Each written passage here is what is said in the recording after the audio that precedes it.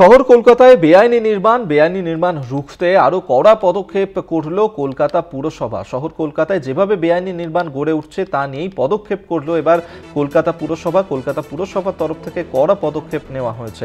আমরা এই নিয়ে বিস্তারিত জানবো। দুর্গাদাস বন্দ্যোপাধ্যায় আমাদের সঙ্গে টেলিফোনে রয়েছেন প্রতিনিধি। দুর্গা, যেভাবে একের পর এক বেআইনি নির্মাণের অভিযোগ উঠছিল শহর কলকাতার বিভিন্ন প্রান্ত জুড়ে, সেই নিয়ে এবার কড়া পদক্ষেপ নিল কলকাতা পুরসভা। কি পদক্ষেপ নেওয়া হয়েছে, কি সিদ্ধান্ত কলকাতা পুরসভার? দেখো, কলকাতা পুরসভার যে আইন রয়েছে হাতে, সেই আইন অনুযায়ী শহর কলকাতায় যাতে বেআইনি নির্মাণকে প্রতিরোধ করা যায় সেই জন্য যথেষ্ট উদ্যোগ নিয়ে চলেছেন বর্তমান মেয়র ফিরহাদ হাকিম। তিনি বারবার বলছেন যে বেআইনি নির্মাণ কখনোই বরদাস্ত করা হবে না। বেআইনি নির্মাণ হলে তৎক্ষণাৎ 400/8 এই নোটিশ পাস করতে হবে এবং বেআইনি অংশ পুরোপুরি ভেঙে দিতে হবে।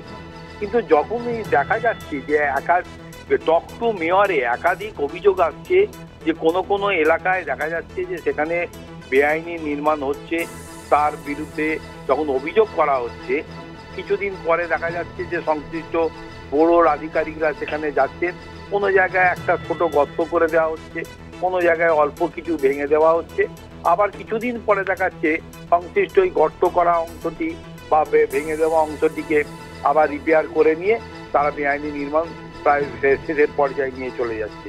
ফলে মানুষের মধ্যে একটা পুঞ্জীভূত ক্ষোভ তৈরি হচ্ছে এবং ফিরহাদ হাকিম যে চেষ্টা করছেন সেটা কোথাও গিয়ে বাধাপ্রাপ্ত হচ্ছে।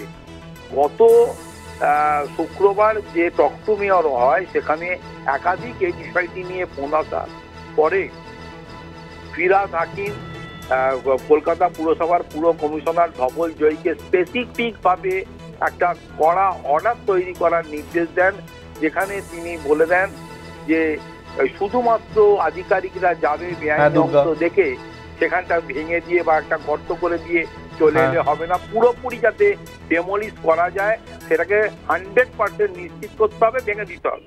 এবং সেইটাই কিন্তু ধবল জয়ী ইমিডিয়েট এফেক্টে এই কলকাতা পুরসভার পক্ষ থেকে এই সার্কুলারটি জারি করলেন এবং যদি কোনো আধিকারিক সেটা কমপ্লাই না করে তার বিরুদ্ধে ব্যবস্থা গ্রহণেরও কথা লেখা হয়েছে। বেশ, আপাতত ধন্যবাদ তোমাকে। দুর্গাদাস বন্দ্যোপাধ্যায় আমাদের সঙ্গে টেলিফোনে ছিলেন প্রতিনিধি।